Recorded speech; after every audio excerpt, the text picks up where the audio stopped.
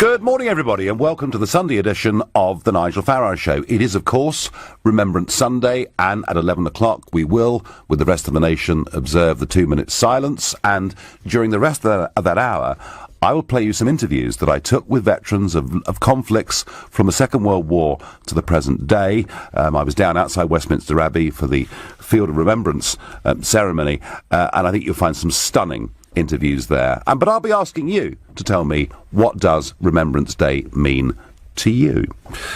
But first, Michel Barnier, the chief negotiator from the European Union, has given Britain an ultimatum.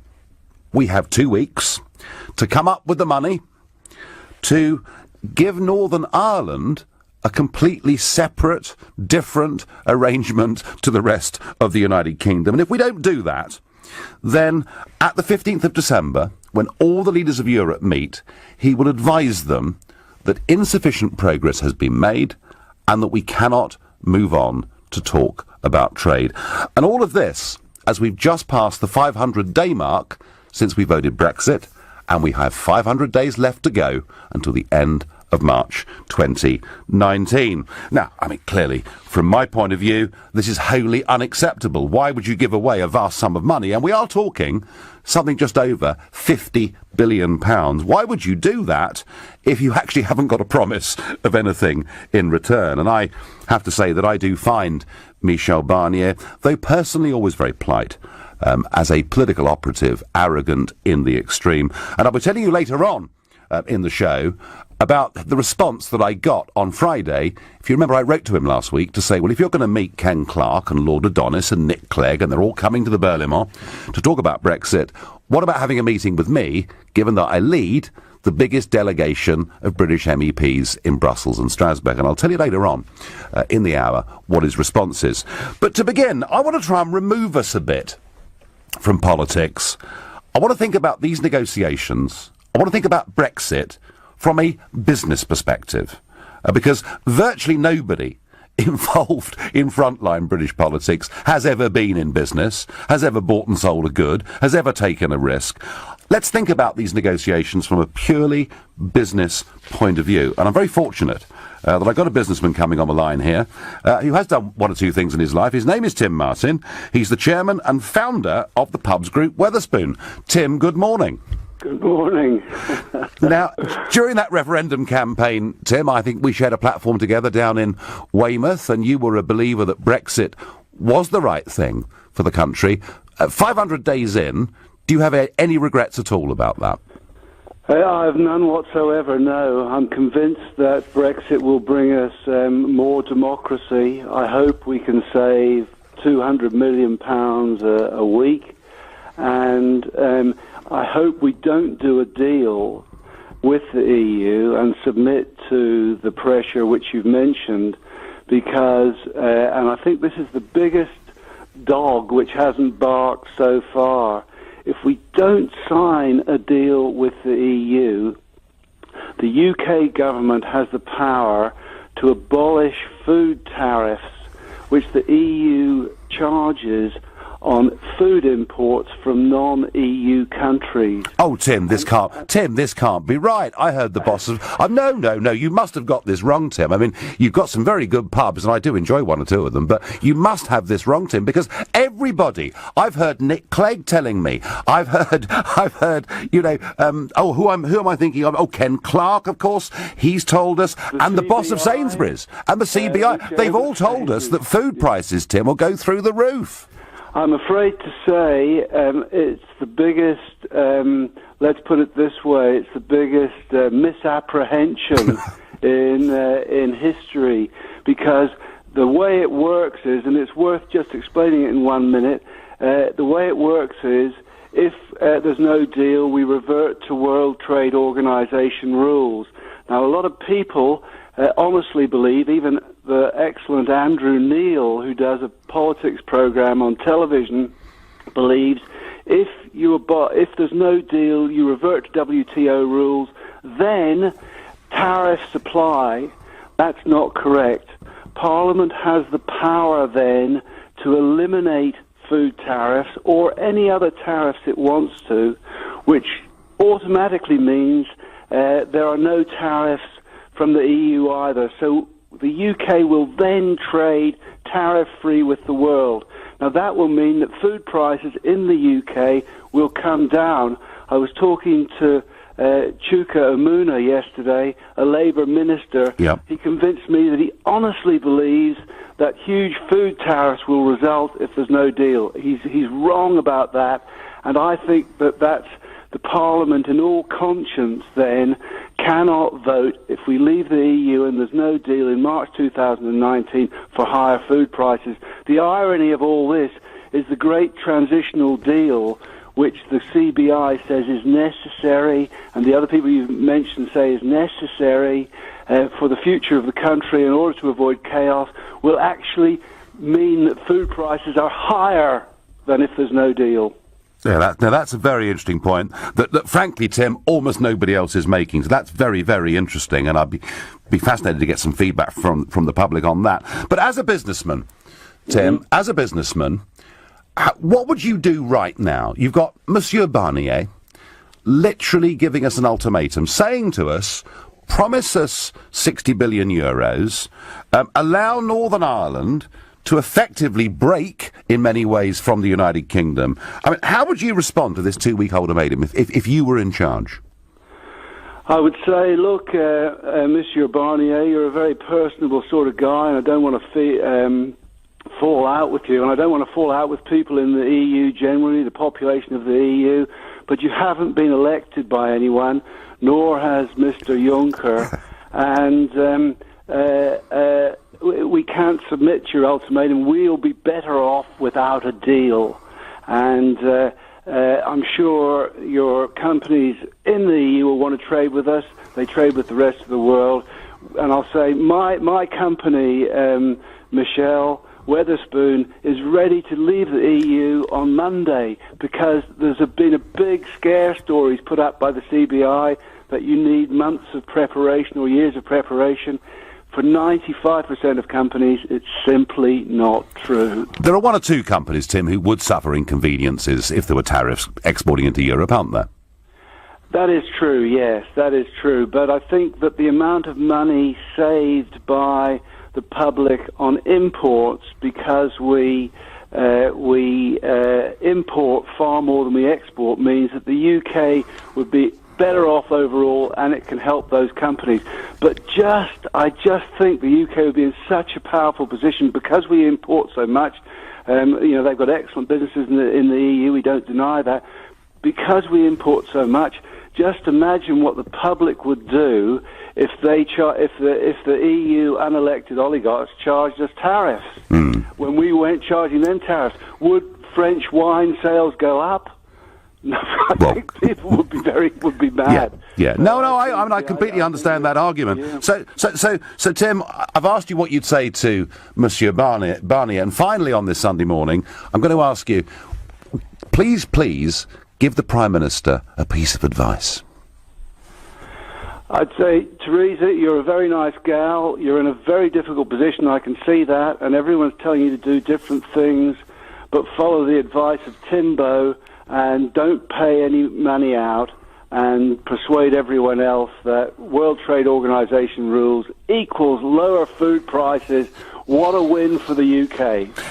Very good, clear message, Tim. Thank you very much indeed. That was Tim Martin, chairman and founder of the pub chain Weatherspoons, making an argument that virtually nobody else has made at all, that by leaving the European Union, we have the ability to get rid of tariffs that the EU puts on products coming into the UK from all over the world, and Tim was focusing there particularly on food. He believes it'll lead to lower food prices. I'm going to very quickly go to Paul in Brecon in mid-Wales. Paul, what do you make of Monsieur Barnier's ultimatum, and what should we do? Well, first of all, I'd take their advice, which was right at the beginning, there's no deal unless there's a total deal. They did say that, didn't they? It's the deal. And they made that clear at the beginning of the EU, so I'm taking your advice, and I'm not going to write you a blank cheque, not knowing what I'm going to get back. That's number one. I've been exporting for over 30 years. I export to the EU, have done, for ages. Yep. And there's no particular problem. The drop in the pound more than compensates for any tariff. If we had tariffs, we'd collect much more from them. If we went to WTO, we would lose immediately the net subsidy of 10 or 12 billion. We would gain another 5 or 6 billion in tariffs if we carried on trade, because they'd have to pay a lot of tariffs to get to us on their balance of trade. And, in a business negotiation, if I sat down with someone who said, I'm going to sell much more to you than you sell to me, and for this, I'm going to blackmail you with a huge bill. That is the situation. Paul has made the case there very clearly that this is not Paul, I thank you. Paul has made the case there very clearly. I want to hear from those of you who believe what you're being told by our Westminster politicians and the CBI. Please come on and tell me that Paul from Brecon and Tim Martin have got it completely wrong. You can do it by calling 0345 6060 973. You can, of course, text to 84850. You can tweet using the hashtag Farage and LBC at LBC. You can watch us on Facebook. Comment there too. You're listening to the Sunday edition of the Nigel Farage Show. 500 days into Brexit, 500 to go, and Michel Barnier is demanding that within a fortnight we cough up 60 billion euros. And remarkably, when it comes to Northern Ireland, hand in glove with the Dublin government, they're now suggesting that Northern Ireland should have a sort of Hong Kong-style autonomy, that they would have a distinct membership separate from the rest of the United Kingdom at the World Trade Organization, that they would remain in the customs union, in the single market, and would not be allowed to have any laws that deviated in any way from the South. Frankly, what Barney is doing here, he's trying to use Brexit as a means of breaking up the United Kingdom. They're happy to break away Northern Ireland. They would have been delighted if the Scots, of course, had voted for separation back in 2014, because they believe that the Scottish nationalists, Sinn Féin and people like that are pro-European Union. Different principles, of course, apply in Catalonia. But it seems all round that we've got to give Northern Ireland a distinctly different constitutional structure. We've got to give away a huge sum of money, and that's before they will even discuss a trade deal with us to maintain what is called free trade with the European Union, which has always been a huge misnomer. And Philip from Whiteleaf in Surrey is on the money here by text. He says, we already pay tariffs. It's our contribution to the EU, and it's at least twice what we would pay under WTO rules. Philip, we're paying 10 billion quid a year net to be a member of this club. We do not have free trade. You're absolutely right. Graham says, Tim Martin is simply excellent. He took 4 minutes to demolish the Ramonas. Put him in charge, Graham suggests. How about we give the EU an ultimatum? Either start trade talks or you won't get a penny, I get by Twitter. Would you know what? I tell you what, that actually makes to me a lot of sense. Now, my next caller is Matthew from Heathrow. I've spoken to him in previous months. He was a Remain voter. Matthew, good morning. Morning, Nigel. Yeah, as you say, I was a Remain. Accepted we're going to have to leave. Yes. The majority were leaving. But basically, I think if they don't want us to go onto the trade talks, it's time for Theresa May to put her heels in. And, I mean, she's offered to say that they're going to be compensated for what we've committed for, and also if in the transition period we're going to sort of carry on paying. But basically, we've got to find out about the trade before we can finalise anything. Absolutely. In Northern Ireland. But the only way, I think, I mean, she's got to put her heels in the ground. If they're not going to go on to the trade court talks, it's basically time to actually revoke the Article 50, because we need more time to set up the immigration structure and also the trading. So I think we need a few years for that. So we've got to revoke it. We're going to have to stay in. Then we'll invoke it again. And basically, we'll get ourselves ready to work on WTO rules. So you think we need more time, Matthew, do you? We need more time. I'm involved in trade, and I mean, we're going to see it this week. Any little hiccup on transporting goods to and from Europe, I mean, we're going to see it this week on the M20. I mean, because there's a technical problem on the Channel Tunnel, they're going to, with the trucks, they're going to be Operation Stack this week. We're going to see miles. Which is horrendous, isn't it? Yeah. So actually, as EU members, we get Operation Stack anyway sometimes, don't we? Well, yeah, if there's any slowdown in the transportation of goods, and if we suddenly leave with no deal in 1.5 years' time, I mean, we're not going to be ready to get those structures in place. So, I mean, we're going to... Presumably, Matthew, if we, and you're involved in this, but if we don't get a tariff-free deal, and it's beginning to look like Mr. Barney doesn't actually want one, so if we don't get a tariff-free deal, we've got, and I forget the number, is it 12,000 lorries a day going back and forth through the Channel Tunnel? It's something like that. It may even be higher. That's right. I mean, it's in the, and on the ferries and everything. Yeah, I mean, it's massive. The Channel Tunnel. So presumably what we need to get in place to make this as smooth as possible is some form of camera number plate recognition for lorries, yeah? Well, it's more than that. I mean, it's the customs clearance facilities and everything, the parking the trucks, and getting all the companies educated, and there is going to be a cost, and all the companies have to pass this on to the customers. But as you mentioned, that we can actually, the government can subsidise these tariffs. And we can do it through the money if we're... money. Yeah, no, absolutely. Well, if we're charging European goods coming into the country, there'll be more than enough money to do that. Matthew, my point of view, as a businessman that came into politics later, is that common sense dictates we should have a continued tariff-free deal. We're not dealing with common sense. We're dealing with a political union worried about its future. Finally, Matthew, very quickly... do you think that Monsieur Barnier has behaved in a reasonable manner? Well, I think it's really clear that it looks like they just want our money and before and not give us that free trade. And I think, we shouldn't be committing any money until we know we're going to. No, I couldn't agree more, trade. Matthew. I couldn't agree more. I thank you for that.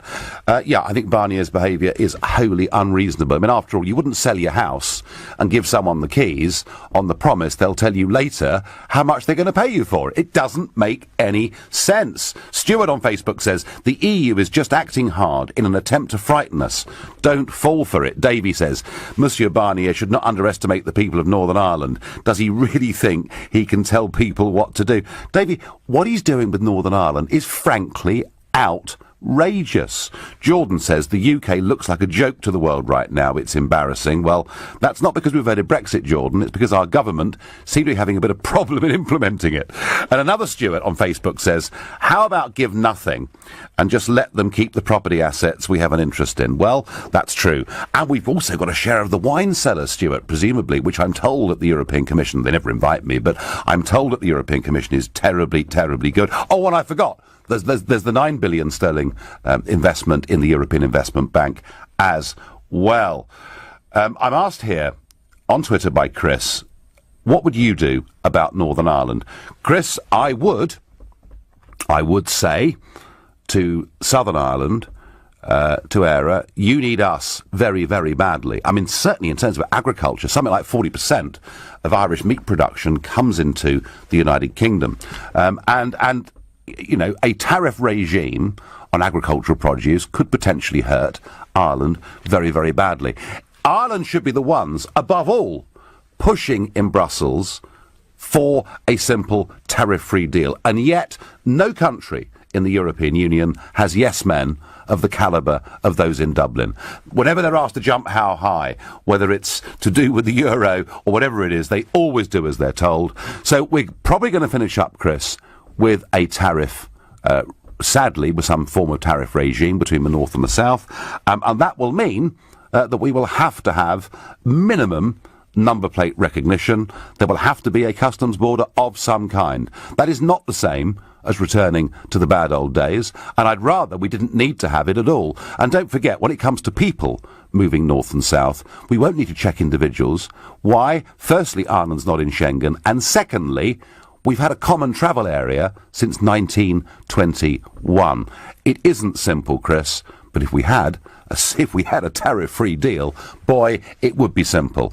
And everybody in the south would rather have, ultimately, a tariff-free deal. Everybody in the north would rather have a tariff-free deal. The British government would rather have a tariff-free deal. Monsieur Barnier doesn't want a tariff-free deal. Tony is calling me from Gosport. Good morning, Tony.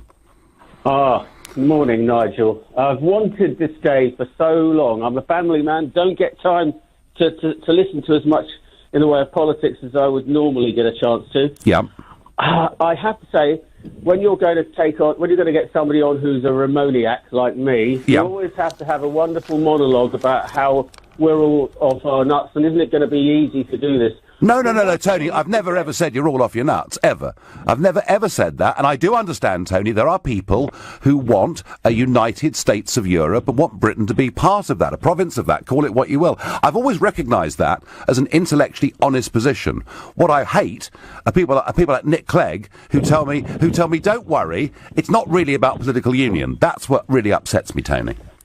Well, I don't dispute that, but I mean, whether you call it a federation of nation states, a confederation, what kind of arrangement, the bottom line is, I said before this crazy chaos got going, before we even had the referendum, I said to my friend, David Cameron doing this is disastrous, whoever advised him is crazy, because the Continentals en masse, sadly for you who wish to see the breakup of the EU, do not care as much about the UK, anywhere near as much as they do about protecting 75 years of stability and peace and prosperity on our continent. Yes, it's not perfect, Nigel. No, Catalonia is certainly not perfect, is it? No, it's not. But even though the Catalonians and the Scots, in the main, still feel European and want to be part of the EU. Most countries or states that want to break away, like Lombardia in northern Italy, for example, would want to remain in the EU. They do not want to go it alone completely. My point was simply that, and I'd rather have a chat over a beer with you at some stage. Okay. Probably won't get the chance. You never know. I do believe that you guys were too simplistic in dreaming about all this. And the number of people that go, I don't care if we're worse off, I want my country back. Absolutely. Do you know what, Tony?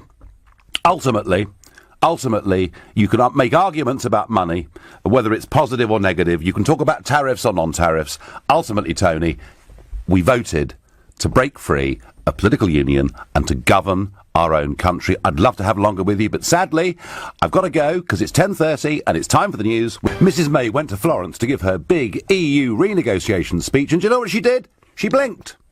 Yes, she did. She blinked. She started to make a series of concessions. She started to say how wonderful the European Union was, that we loved every aspect of it, that we're going to rebadge and rejoin all of it, but just not be members of political union, and that we were prepared to make some quite big financial concessions. And do you know what happens in a negotiation when you blink? The other side see weakness, and they go in for the kill. And that is what Barnier is doing now. And he's doing so, encouraged, of course, by the never-ending stream of British politicians who get the red carpet treatment at the Burlimont building in Brussels. Nick Clegg, Ken Clarke, Lord Adonis, Nicola Sturgeon, Carwyn Jones. Virtually every Remainer in the country has been to see Monsieur Barnier. And I thought to myself, I just about had enough of this. So I wrote him a letter. And in fact, I showed you the letter here on LBC. You got it first. Where I said that as leader of the largest group of British MEPs in the European Parliament, and as the leader of the party that won the European elections of 2014, I too would like to have a meeting with him. Well, true to form, I think, he's responded pretty much as I would have expected. No written reply, but a telephone call from his office on Friday, suggesting that he meets me in the members' bar this Wednesday. I mean, what a complete and utter joke. What total contempt he treats anybody who wants to leave the European Union with. So I'm not going to meet Monsieur Barnier in the bar. I should write back to him again and say, what about affording at least somebody who wants to speak up for 17.4 million people the opportunity of a proper, formal 10-minute conversation? They're the kind of people we're dealing with. Now what, and the real question here, given this ultimatum, is what should we now do in the face of this? And rather than me answering that, Mark on Twitter does it for me. He says, I'm getting sick of our politicians making concession after concession to the EU whilst getting absolutely nothing in return. It's about time for our side to deliver our own ultimatum. I simply couldn't agree more. Ertan is calling me from Enfield. Good morning, Ertan. Good morning, Nigel. Privileged to talk to you, sir. Good morning. So what would you do? You know, imagine you're David Davis or Theresa May. Bully boy Barnier has just said, cough up and look big, or we're not even going to discuss trade. What would you do? First thing I'd do, Nigel, is I'd go to the great British people and say to them, we're going to issue a Brexit bond, and people like myself who voted to leave would be more than happy to pay to purchase, say, £1,000 worth of these bonds based on the premium bond principle. So you don't pay interest, but you pay people some winnings, for example. Turn around and say, right, Barnier, we've raised 30 billion from the great British people. Take it or leave it, sir. If you leave it, we will inject all this money into the British economy and soften any Brexit. But why should we? But Ertan, it's a novel, fascinating idea. But why should we give them as much as 30 billion anyway? I don't want to give it to them, Nigel. But if we've got the 30 billion in the pot, which people like myself who voted Brexit are committing, it's the price I'm willing to pay to get out of the EU. So you're willing to pay a price to get out of the EU, provided that we have a tariff-free deal both ways, yeah? Absolutely. And if they refuse, we'll say, well, that's fine, because the British people, predominantly those who voted for Brexit, put their hands in their pocket, and they're going to put 30 billion or 50 billion straight back into the British economy to help it go forward. Because right now they're saying, pay us all this money, and we might consider giving you a trade deal. I mean, that's a rotten place for the British Prime Minister to be. Absolute nonsense. If we've got the money and the British people have put their hands in their pocket and dangle it in front of the EU, they will take it and they'll give us a tariff-free deal. I'm not sure that idea would fly. I'm not sure that even I would trust the government with my money right at this moment in time, because I'm not sure they're that committed to getting what we want. But Ertan, fascinating idea. Interesting point. Have I any more news, I'm asked, about the EU army? I've seen nothing in the press or TV about it since you mentioned it on Friday evening. People are unaware about this, says Lynn in Coventry. Well, Lynn, all I can tell you is the Foreign Affairs Council of the European Union is meeting tomorrow in Brussels. There will be British representation there. I'm not sure exactly which government minister is going, but there is going to be a big move towards a further centralisation of military responses at an EU level. And I don't know yet whether the British government, despite the fact we voted Brexit, are going to sign up to this or not. I'll be watching developments in Brussels tomorrow like a hawk, because I can't believe if you're going to vote Brexit, why on earth would you be part of a move towards a European army? Doesn't make a lot of sense to me. Flamur is calling from Grays in Essex. Good morning. Good morning, Mr. Farage. How are you? I'm very well. So what do you make of the situation we're in with Monsieur Barnier making these demands? Is he being reasonable? Come on, I think everybody knows the answer to that question. Yeah, I think they do. Look, I think I'm going to put my hands up straight away. I was a Remainer. Yeah. I did vote Remain, and obviously I wasn't happy with the result. But listen, that's part of a democracy. Just because you don't like something, you can't then go back on it just because you was in the minority. Oh God! I tell you what, Flamur. I better organise lunch with you and Nick Clegg, really, hadn't I? Because he doesn't quite see it like that. He doesn't, I'm afraid, but that's why his political party isn't first at the moment, and it's rather kind of just gone downhill. But there you go. Look, I think the smartest thing to do, you mentioned about Theresa May blinking. I don't think she blinked. I think she laid all her cards down and just said to Michel Barnier, just give it to me.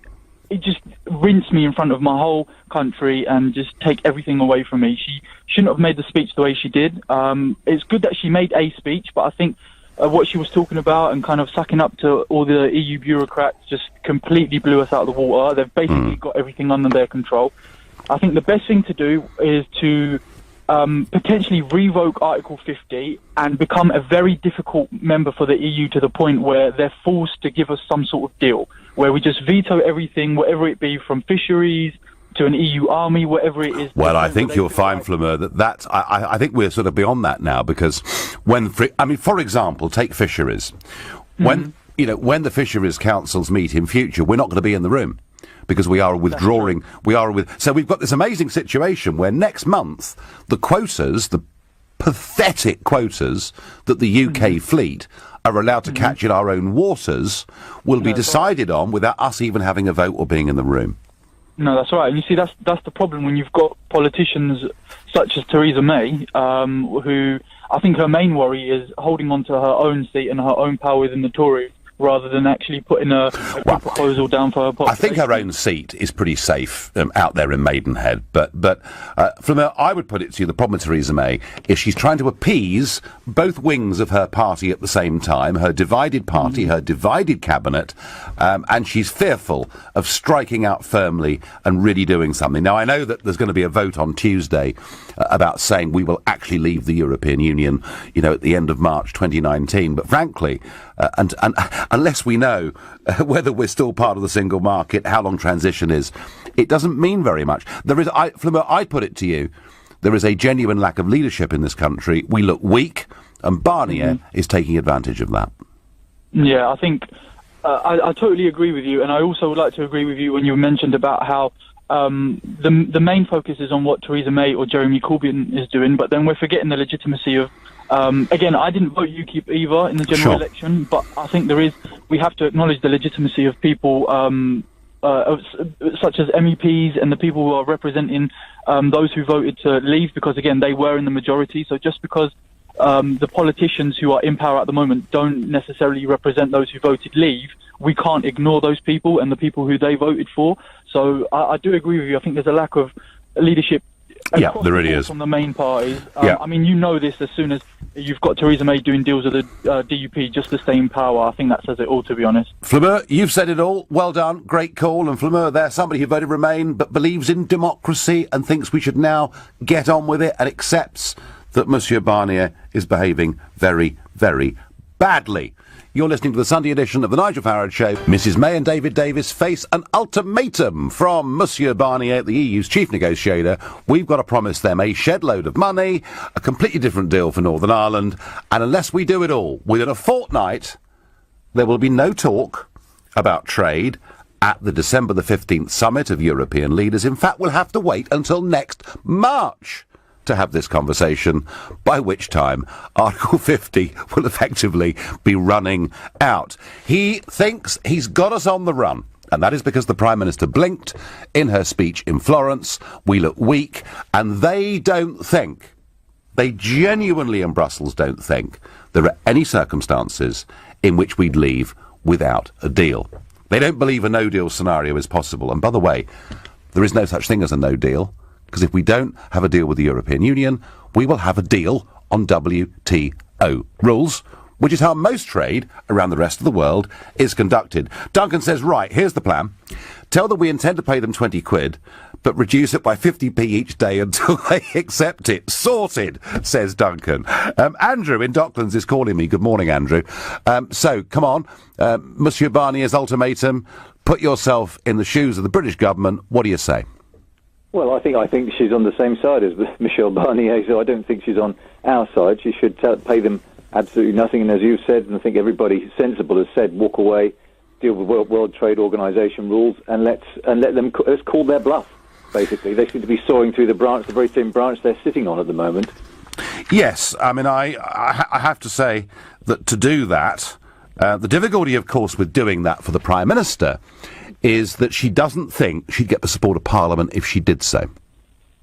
Well, it's the support of the 17.4 million people who actually voted. That's what she wants. As a small businessman, I'm incredibly frustrated how long this whole process is taking. I thought it was going to be very quick. As David Cameron said, I thought we were going to have a quick process, and I was looking forward to taking the customers of a lot of those big corporate people and giving them a much better service, a much better deal than what they're getting at the moment. We are the nimbler companies, and we can run rings around those big corporates that need all the subsidies. So you're not scared, Andrew?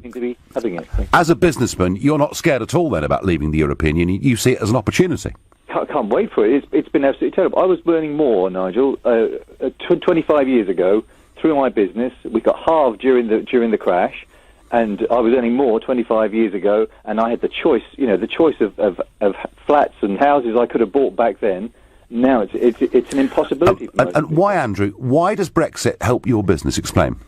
Well, because basically the big companies, the ones that are subsidised, they get all the QE first, the big corporates, the banks, they get all that money for free, and they still can't make a go of it. They're still not very good. They're the ones who've just bloated themselves to a huge size, and they're just zombies, as we often hear that expression, and they cannot serve their customers. Big companies are very, very vulnerable around the periphery.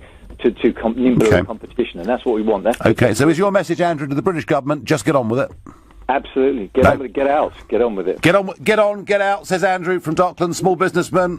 He's a bit frustrated, he said. He sounded a bit more than frustrated to me.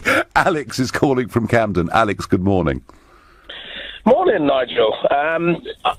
You just listened to that last reply and you realise the level of incoherence that is espoused in this position of let's just get out.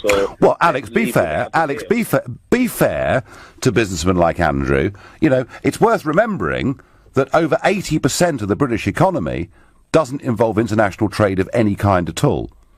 That's all well and good, Andrew. I'm a business person. I've employed people and I've run businesses. Yeah.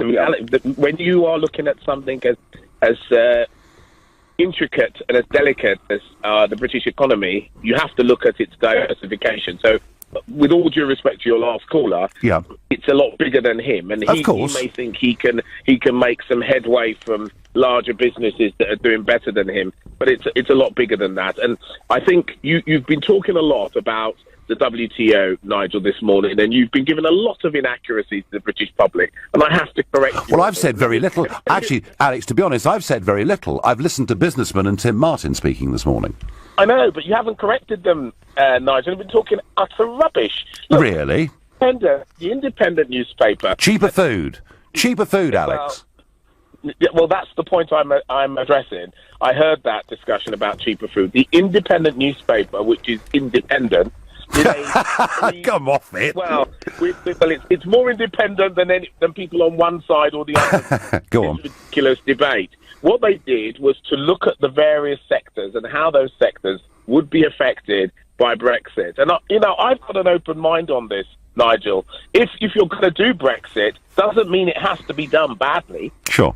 And this is what's wrong with the people who voted out.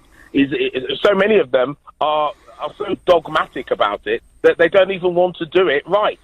Okay, so you're leaving the European Union, so you should make a complete dog's breakfast of it. No, Alex, I've always been in favour. I've always been in favour of Brexit, as you well know. And as somebody that worked in business for 20 years, I would like a common-sense tariff-free deal. But I'm beginning to recognise, Alex, that in this negotiation, Barnier is showing himself to be literally impossible. But Nigel, you put so much emphasis on the characters like Barnier and Juncker, who are not really the power within the European Union. Really? You realise, of course. So is it the Germans then? They are figureheads for a union of different nations. All of those nations have elected governments. They are, Alex, the guardians of the treaty.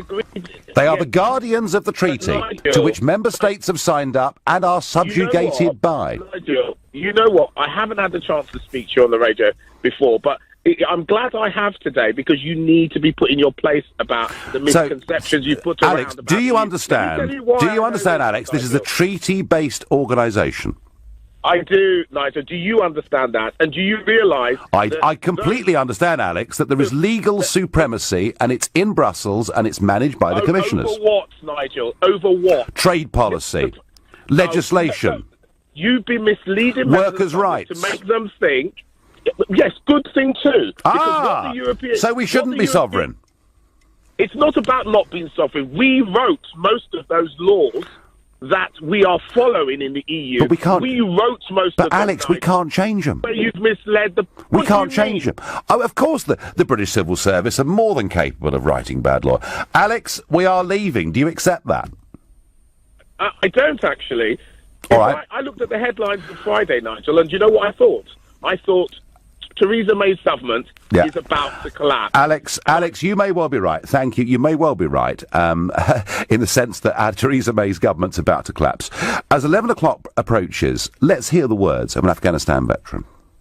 Hello, I'm Duncan Slater. I served for 14 years in the Royal Air Force. I was a sergeant responsible for about 30 soldiers out in Afghan. I got injured on the 31st of July 2009. It was a normal start to the day. We were in a compound that we'd taken the night before, driving down a fairly nondescript kind of track, and my vehicle was blown up by quite a large improvised explosive device. It was quite a big one. I threw it down the road like it was a little toy, really. Unfortunately for me, I was blown out of the vehicle, so my legs were completely smashed, broke the lower part of my back, and broke most of my ribs on my left-hand side, broken arm, broken shoulder blade, and all the rest of it. And then because I was blown about 30 feet out of the vehicle, nobody knew where I was, so I was on my own, and I tried to give myself some sort of first aid as much as I could with one arm. That just didn't know what was going on. I didn't know what way I was at. And then within 22 hours of getting injured, I was back in the UK. After about a year, they said, look, your legs are not working, and I was in a lot of pain, so that's when we went for the amputations. Hands down, the best thing I've ever done. I kind of looked at walking again as like a second chance in life, really. It was taken away from me, and then it was given back, but it was just walking on prosthetics but I could walk about, so it was a massive bonus. So I thought, well, I now want to push myself and find out what kind of person I am. So the first thing I ever did was I cycled Land's End to John O'Groats with a friend. We did that for charity, and I went to the South Pole with Prince Harry in 2013. That was with the charity Walking with the Wounded. So they gave me a huge opportunity to go and do that. And then I ran the London Marathon, which was brilliant. I'd recommend that to anyone. Without my wife and my little girl, none of this would have been possible, without a shadow of a doubt, because they're always there. People are there at the good times, but they're there on the bad times, and they give you the sort of kick up the backside to keep going, and it's something that you can't repay. I remember being a little boy, always watching the parades, wearing a poppy with sort of pride, and it's funny that, I used to look at those old fellas with sort of so much respect, and it's funny that I still look at guys, but they're a lot younger now on the parades, and I still look at them with the same level of respect and think, without them, we wouldn't have the things we take for granted in this country. We're very lucky.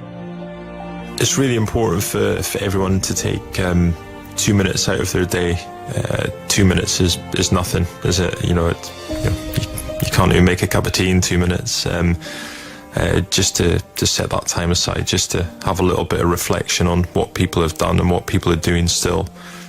2 minutes is nothing to stick your phone on silent and just think about these things. Is important.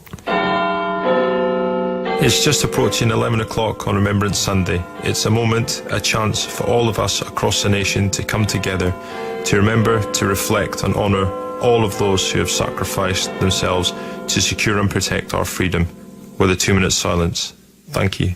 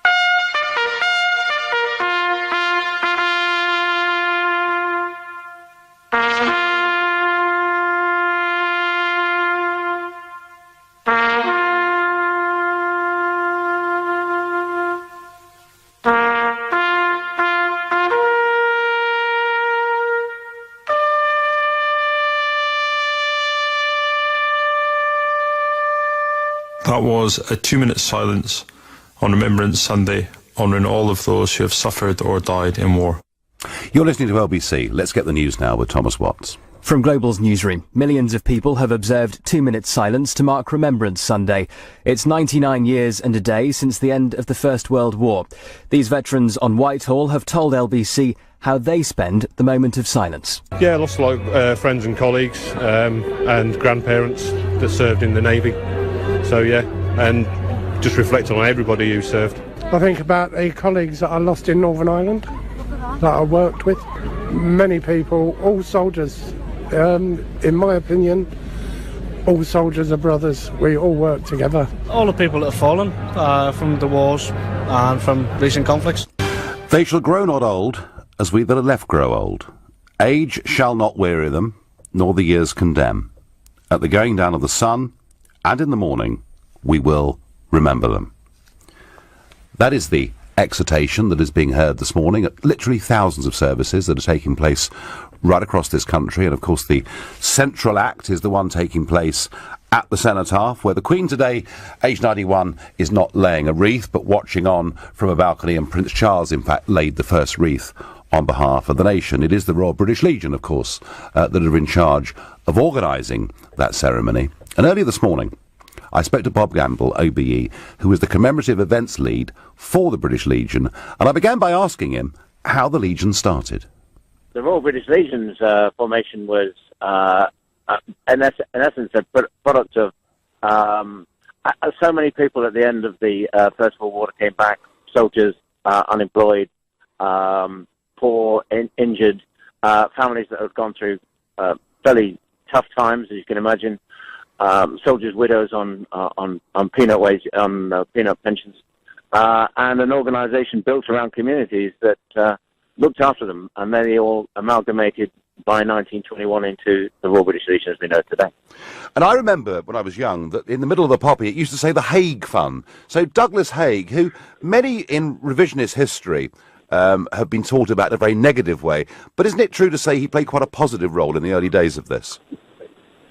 Yeah, that's a good question. Yes, interestingly, he, of course, was the commander of the British forces on the Western Front, held in great regard by the British forces. I think in the sort of 60s and 70s, in the times of, oh, what a lovely war, all of the sort of generals took a bit of a hammer in that kind of clever after the fact way. But certainly, it's true to say that when General Haig died, I think it was only when Princess Diana died that there were more people who attended the funeral than his. So he was a galvanizing force, he and his wife, in terms of welfare for troops at the end of the war. Yes, and of course, with the big parade marching past the Cenotaph today, of course, his statue is there in Whitehall. It's a very important piece of history for us to remember. So tell us, Bob, and we've seen 100-year-old poppy sellers in South Wales, and you can't move in the country without seeing poppy sellers, I'm pleased to say. But how much money are you hoping to raise this year?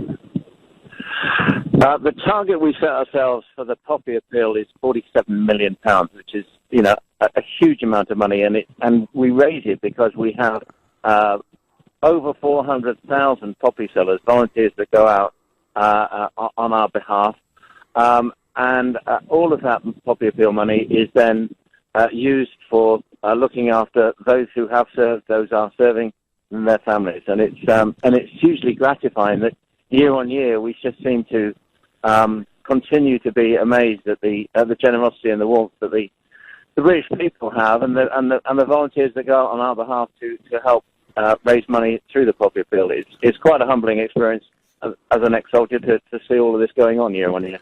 And those people listening who perhaps haven't yet dipped their hands in their pockets, tell them where their money's going to go. What typically would you be spending the money on? Well, almost from the very young to the oldest, are in some way or another touched by the poppy appeal and the money that's spent by the Royal British Legion for the service community, for those transitioning out. We clearly run a number of programs through the Battleback Centre for those suffering from rehabilitation issues through injury. We run dementia homes, care homes, whatever is needed in order to meet a requirement to look after those that have served or the serving and their families. And tell me, in terms of events, obviously the cenotaph is the thing that the country will be looking at and hearing today. But around the country, I mean, there must be literally thousands of ceremonies going on. That is true. This here in Whitehall clearly is the rather grand one, as you refer. But in truth, in communities around the country, at little cenotaphs or cenotaphs in small villages and towns, often run by Legion volunteers and affiliated organisations. In truth, we are very grateful for the civic authorities, the police, in my view, that can allow and support these things, because they all, need organising and cause inconvenience perhaps to some. But the reality is, it is gratifying to see not only how this is represented each Sunday, Remembrance Sunday, but of course the 2-minute silence that was yesterday and was always on the 11th, and how well received that is around the country. Again, quite startling. And finally, Bob, there are some who say that this is all a 20th century relic and we should forget about it and move on. But I have a sense, and maybe I'm wrong, but I have a sense that Remembrance Sunday, and indeed the 2-minute silence on the 11th, that somehow it feels to me that it's bigger than it was even 20 years ago. I would tend to agree with you, Nigel. I actually think that there is strong evidence that the 2-minute silence is recognised around the country as been that one unifying moment where people just remember those members of the armed forces and the security services that keep us safe, and the suffering and the risk that goes with all of those things and the consequences of it.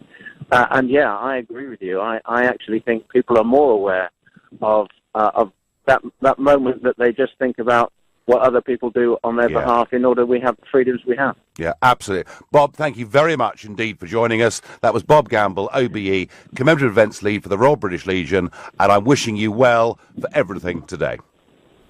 Thank you, Nigel. Well, that was Bob Gamble, and interesting to find out where the British Legion came from. Even more fascinating for those that love history to see that actually Field Marshal Haig was a loved figure by many back in the 1920s and 30s. And I talked about this aged poppy seller. Well, yes, his name is Ron Jones. He lives in Newport, South Wales. He's lived there for 100 years, although he was away for a few years during the war. He signed up to the South Wales Borderers. He was captured, and he finished up in Auschwitz. He finished up in the labour camp in Auschwitz, and he's talked about what was happening at the extermination camp next door, the smell, etc. He came back to this country in a terrible physical condition after a 17-week death march. And what happened was, as the Russians were approaching, they marched the British POWs westward, and many didn't make it. So he's 100 years old. He's still selling poppies in his local Tesco's in Newport, and people now are travelling from all over the country to see him. But is he the oldest poppy seller? Well, I think he's incurred the ire of Wally Randall from Buckinghamshire, who is most upset at Ron Jones being described as the oldest poppy seller, because Wally Randall is 102, and he's been out this week selling poppies. Over the course of the next 45 minutes, are going to play you a series of interviews. They're from veterans that I met on Thursday. They go from the Second World War through the Falklands War and right through the recent conflicts. And I asked all of them what the act of remembrance meant to them. And I'm asking you that same question. I want to know what you think, what it means to you. You can call me on 0345 6060973. You can text me on 84850. You can tweet using the hashtag Farage and LBC at LBC. You can watch me, of course, live on Facebook and comment there too. And bear in mind that not everybody is of the same view, because Simon Jenkins, a distinguished columnist and author, today in The Observer says, no more Remembrance Days, let's consign the 20th century to history. It's not a view that I agree with, but perhaps you do. You're listening to the Sunday edition of the Nigel Farage Show. On the Thursday before Remembrance Sunday, a field of remembrance is opened in front of Westminster Abbey. I went down there this Thursday to interview people who'd served in our armed forces in a variety of conflicts. Here's one. Name, rank and serial number, please. 245-46455, Colour Sergeant Steve Orr, 1st Battalion Irish Guards. Right, now tell me, what does Remembrance Day mean to you? It means a lot to me, so it does. From coming from a military family and a military background, and having served for 25 years. My father was a former member of the armed forces, my grandfather, and his forefathers beforehand. It means a significant lot to me for the commitment and the sacrifice that former soldiers made for this country, and to give us what with the lifestyle and the democracy that we have today. Now tell me, I'm looking at your group of medals, and it's pretty extensive. Do you want to talk us through where you served and what medals you've got? This one's for Northern Ireland, this one's for Iraq, Afghanistan, Iraq Construction Medal, Queen's Jubilee Medal, Accumulated Campaign Service Medal for Northern Ireland, and believe it or not, Long Service and Good Conduct Medal. You got good conduct as well? There's whereas VCs in the Irish Guards. I like that. So 25 years you served in the forces, you've been involved in Iraq, Afghanistan, and you're in good physical shape. Do you feel that the government has frankly done enough, particularly for those that have been badly wounded in those conflicts? No, far from it.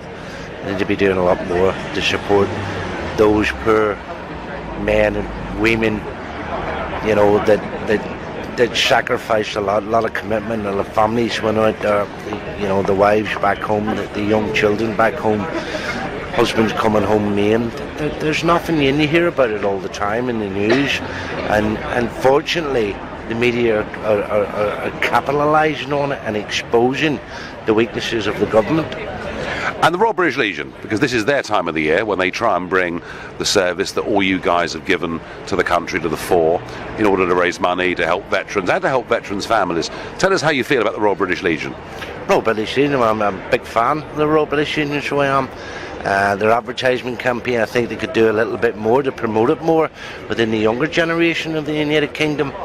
I feel that the younger generation of today aren't supportive and aren't as supportive as what, you know, we really should be, and I think that boils down to, you know, advertising more than anything. And again, it boils down to a lot of finances and stuff like that. Where's the money coming from? And it's boiling down to, you know, the public digging deep in their pockets. Give a message. Give a message to young people today about why what is happening this Sunday is so relevant. This Sunday is a very significant, you know, part of the year, and it's there. You're there to support and represent former soldiers that give their lives to give you the freedom and the democracy that you have today. Well, picking up on Steve's point, Dave says to me by text, I'm pleased they're now teaching World War I and World War II history, because I don't think they used to. Great show. Thank you, Dave. My view is this. I actually think there are more young people aware of this and interested in this than there were 20 years ago. And I made that point to Bob Gamble at the British Legion earlier. My first visit to Tyne Cot, which is the biggest British military cemetery in the world.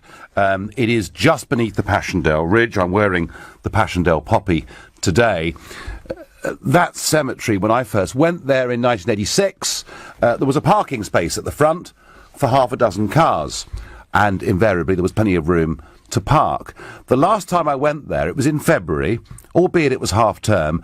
There must have been 20 coaches in the new coach park. So now hundreds of thousands of British children go on school trips. They go to Ypres, the Somme, wherever up Normandy, some of them too, wherever else they go. So I actually think there is a greater awareness of this, and I genuinely think respect of this, because I know, talking to school teachers that take those trips, they all say that the children come back with a very different perspective on these things. Now, against that, you've got Simon Jenkins, as I said, Pete in the Observer today, no more Remembrance Days, let's consign the 20th century to history. Well, Simon, we listened, did we not, to an Afghanistan veteran not half an hour ago, who was wounded seriously in 2009.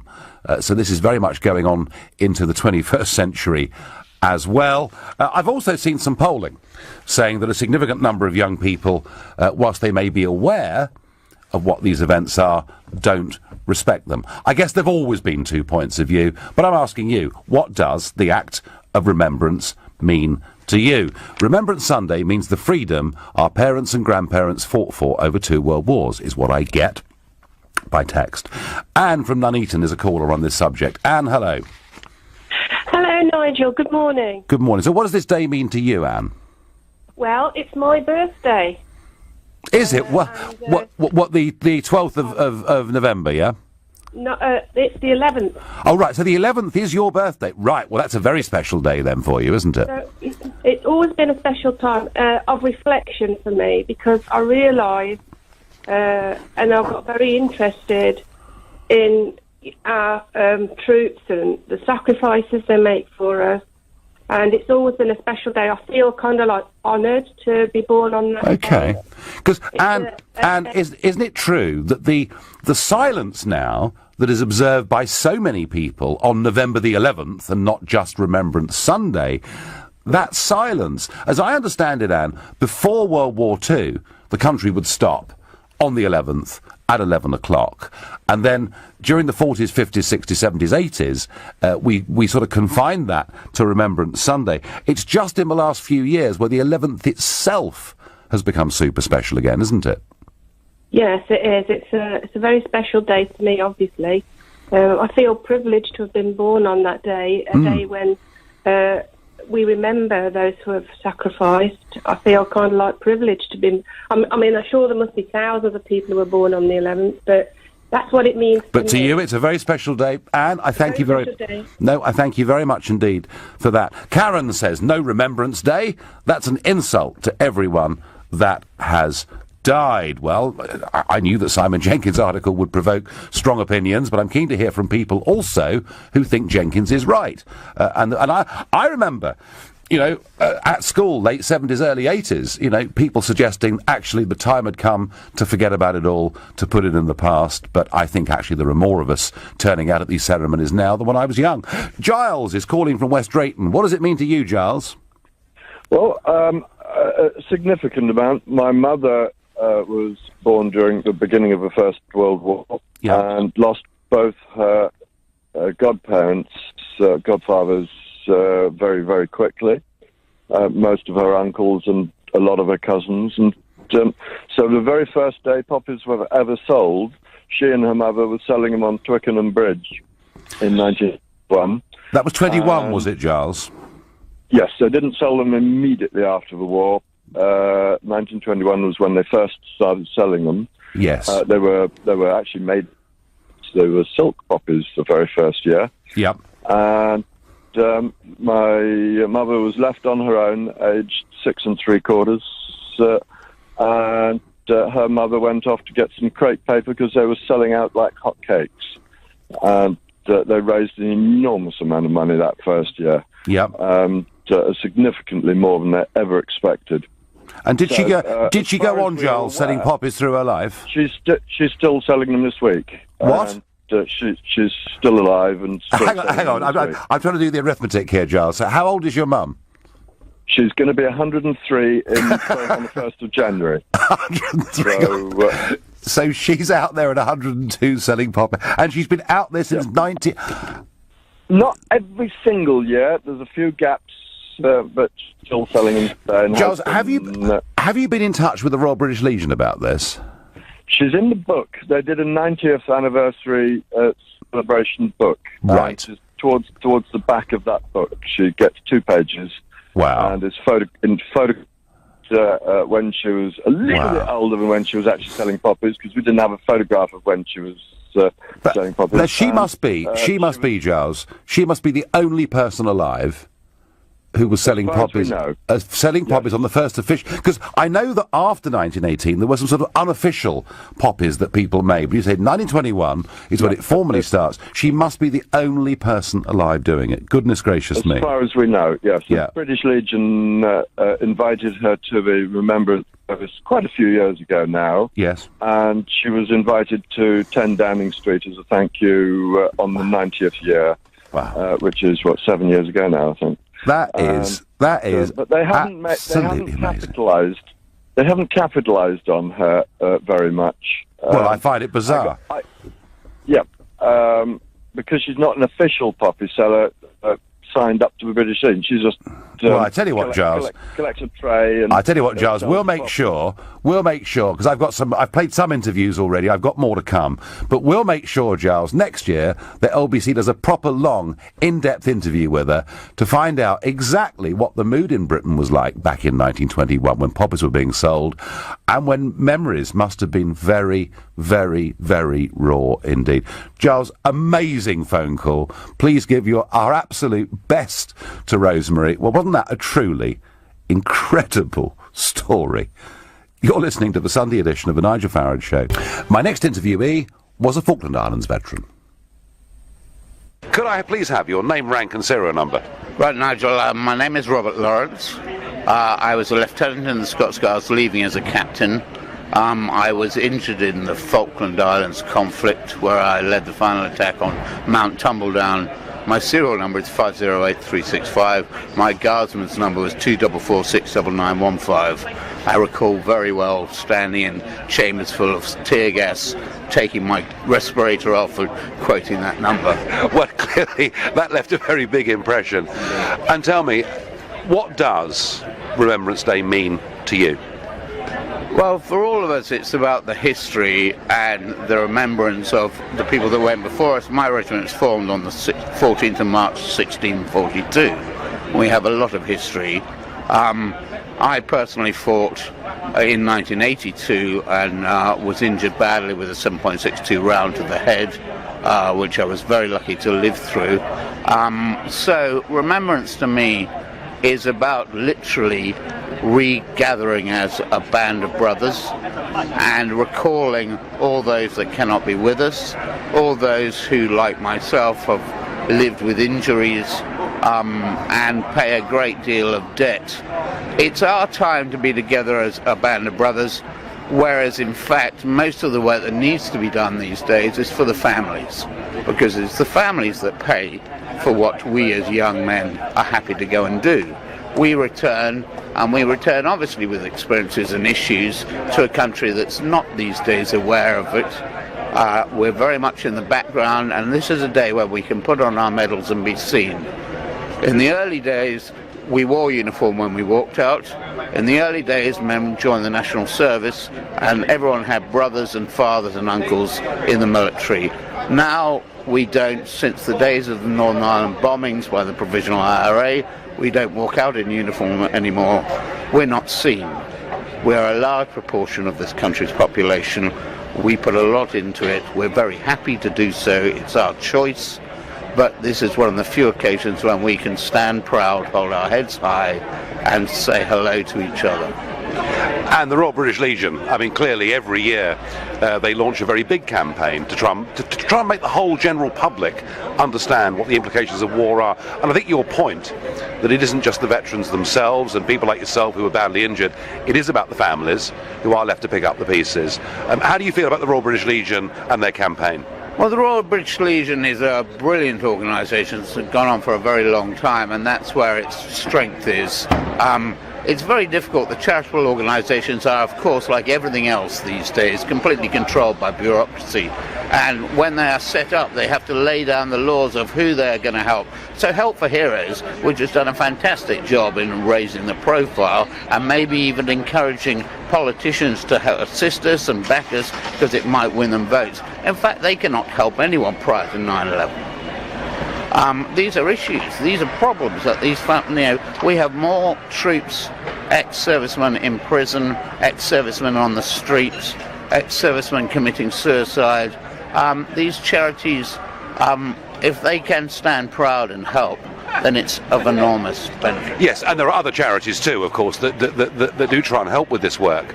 But let me ask you bluntly, do you think that the British government has done enough? Because we've been fighting in Afghanistan, Iraq, there are lots of people who've been very badly wounded, men that have been killed. Is the government, frankly, in your opinion, doing enough for those that have been through war? The government has never done enough. And ironically, when you walk past the Royal Hospital, you see what generations, hundreds of years ago, managed to do. And now we are so determined to be fair to everyone that they do not do enough. The care for past servicemen is absolutely diabolical. The medical treatment is excellent. The people who work for these ex-servicemen and veterans do their damnedest, but the government failed to take their responsibility of ongoing care in hand properly. The fact is, if you ran a business and you bought a piece of machinery, you would price its purchase, price its maintenance, and price its disposal. You cannot just go to war and then leave these men 1 minute in Afghanistan, the next minute in Waitrose, and not give them the priorities that they deserve. Now tell me, on your chest you've got some medals. Can you tell us what you've got? My junior medal is a Falklands medal with a rosette because I fought with the Scots Guards.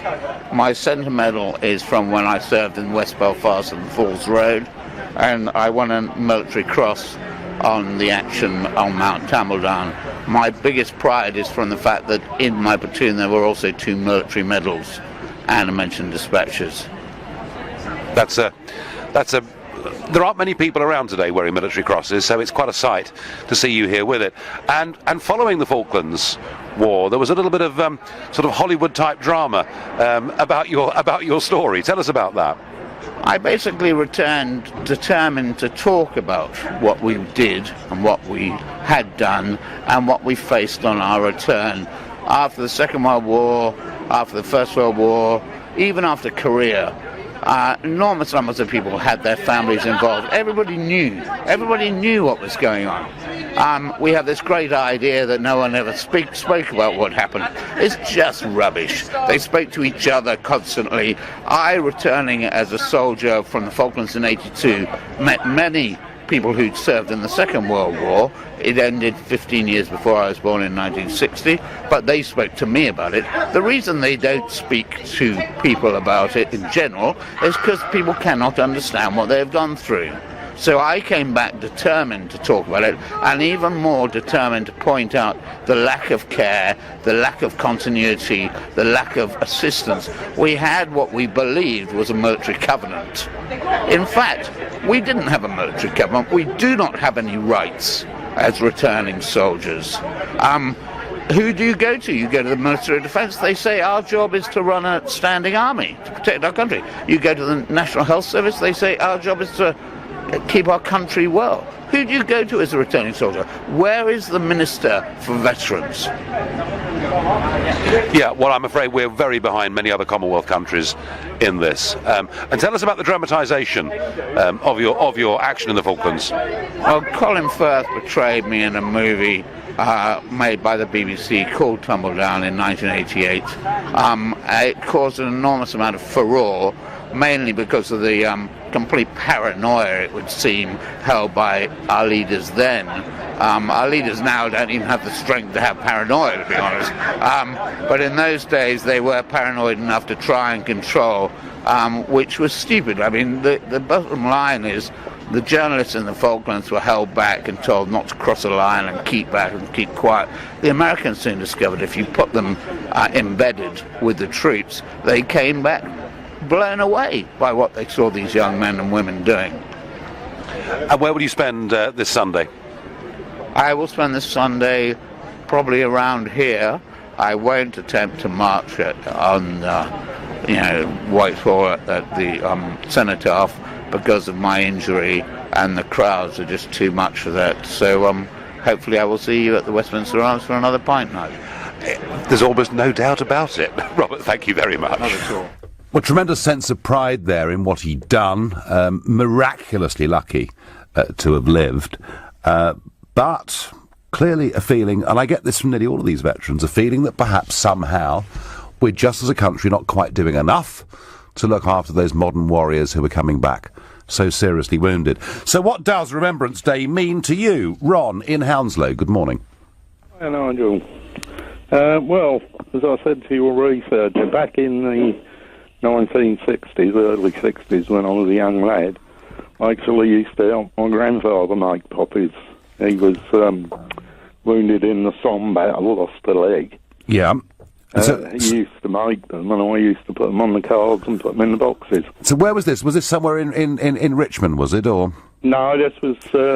he lived in Hamworth at the time. Yeah. And he used to make them at home, box them, and then send them to the factory. Oh, really? I didn't really... I thought people actually... I had no idea, Ron, that people sat at home and actually did this. Well, he did, so I assume other people did as well. Right. So you sat there, boxed them up, you helped, and they were sent off to the factory. Wow, that's a very strong personal memory, Ron. And that's why Remembrance Sunday means a great deal to me. And how did he manage? How did he get on with his life after the war without? Oh, he was very independent. He actually served as a fire watcher in the Second World War. Yep. His sons were all away fighting. My uncle served in the Western Desert, then up Italy to Monte Cassino, then went from there to reinforce the D-Day landings. Then after that, he went to Korea, and he ended up as an RSM. He signed on in 1936. Wow. So, big military tradition in your family, Ron, so this is a very important day to you, yeah? Yeah, my grandfather's grandfather actually died in the Crimean War. Right, there's a long history of it. Yeah, no, it's a big, it's a big day. Ron, thank you for that. Never knew that. I always assumed people went into the factory at Richmond or wherever it was, and made pop is very interesting. Bieber is calling me from Welling. Bieber, hello. Hello, Nigel. Been wanting to speak to you for a long time. Hi. You're my hero. I observed a 2-minute silence and I sobbed my heart out. Because my father was in the Royal Navy for 30 years. He served on HMS Hood, and the Kimberley was blown up, was in the water for 3 days, 3 nights. He was almost chopped to pieces by propeller. He's seen his friends chopped to pieces. They fell between 2 ships. He started off as a stoker and then made his way up to a chief petty officer. He ran away to join the Navy when he was 14, lied about his age. I worked for the MOD for 7 years, and I saw some young guys that they all came back from 2 tours of Iraq, absolutely broken. I've got friends that have served in Afghanistan who are still suffering. I have the utmost awesome respect for everyone, past and present, who have fought and given everything. So it's an important day for you, Bieber, in the calendar, yeah? Absolutely. Thank you. Completely. Thank you. Thank you. And said with great passion. You're listening to the Sunday edition of the Nigel Farage Show. It's Remembrance Sunday, and I'm asking what this day means to you. Robert, London taxi driver, texts in. He says, had a passenger in my taxi who asked me to pull over during the 2 minutes of silence so he could stand outside to attention. So I joined him. How proud did I feel? By Twitter, Nigel, my brother-in-law, fought in the Falklands with 4-5 Commando. He later committed suicide. My grandfather survived the Somme. Remembrance Day means so much. And that is one, I think, Phil, thank you for that. That is perhaps one of the most distressing things to a lot of people. We always talk about the dead, and we look at those amazing, huge First World War memorials to the missing, and the way the Commonwealth War Graves people keep the cemeteries in the most amazing condition around the world. But it is actually the fact that millions and millions of people this century have been very, very seriously wounded. And sometimes you can see it, because they've lost an eye or a leg, but more often than not you can't see it. Because, we didn't really understand shell shock, I think, in First World War. We now do understand PTSD. Whether we're dealing with it as well as we ought to, I don't know.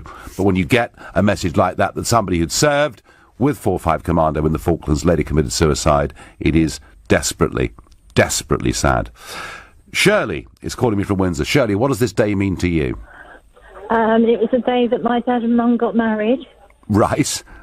In a queue with about 50 other people in front of them, because that offices were open that day, so they had to stand in a queue with about 50 people in front of them for a couple of hours, because you didn't have to make an appointment then.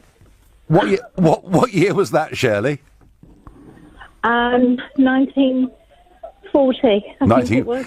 Yeah, wasn't 1940 a record year for marriages, that people just got married in 39 too. But Well, because they were all worried about if one of them was going to come back and the other one wasn't. Yeah. And then I was born on the 1st of October 1940. That was the day that the Germans bombed London. yeah. Well, that's right. Well, of course, yes, that was when it began, wasn't it? So, well, you're still here, Shirley. So, a special time of the year to you for family reasons. Yeah, happy days. Happy days. Good. Shirley, Happy days. I thank you very much indeed for that. And lots of messages coming in. Nigel, don't often say this, but I'm proud we maintain remembrance. In World War II, my uncle lost his life in a tank during a desert campaign of 41-42. My late father was seriously hurt liberating the continent. And yet some want to give away our country, says John from Wales. John, I have tried to be studiously non-political during this hour. So far, I think I've done pretty well. Doreen is calling me from Cobham. Doreen, good morning. Hello, Nigel. Lovely to speak to you. Lovely to speak to I've been you. making up my mind for the last hour whether to ring you or not, because I am a little bit nervous on coming on. I shouldn't be, really, because I do a bit of singing, so I shouldn't be that nervous. I tell you what, I tell you, if you asked me to stand up and sing, Doreen, I'd be very, very nervous indeed. Well, I'm 88. I'm 88, and Wow. I still go on karaoke. Do you really? Yes, yes. And in fact, on Friday, I went in my daughter-in-law encourages me. I went in 3 pubs and sung in 3 pubs on Friday. Well done, you. Gosh. I absolutely love it. I've sang, but what I rang up for, Nigel, is because I've been listening to your programme and I've been trying to pluck up courage, and I thought, no, I am going to. Go on, then. Because also what I would like you to do is to thank Blessmer as well, because British Luminatic Services Association they looked after my husband wonderfully well. And he'd lost a limb, had he? He lost both his hands at the age of 19. Oh, dear. We caught it before he got taken in the army in the war, Second World War, and then we lost touch with each other because obviously, being shipped about and that. I think he used to drive the officers and that about and that, because he was attached to he went in the Royal Norfolks at first, and then he was attached to the Airborne. So he lost both hands, he got blown up in Germany at the age of 19. He lost both hands. Wow. And then when he came back, after a little while, we met each other up, and I married him. Yep. And I cared for him for 62 years. Do you know what, Doreen? He sounds like he was a very, very lucky man indeed. Yes. But you're quite right.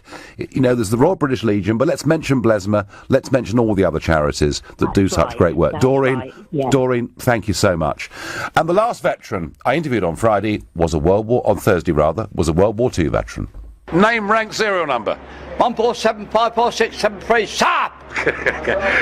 Tell us your name. Tell us your regiment. Tom Schaefer, 30th Para Battalion, 6th Airborne. Now, you fought in World War II, I believe. Yeah.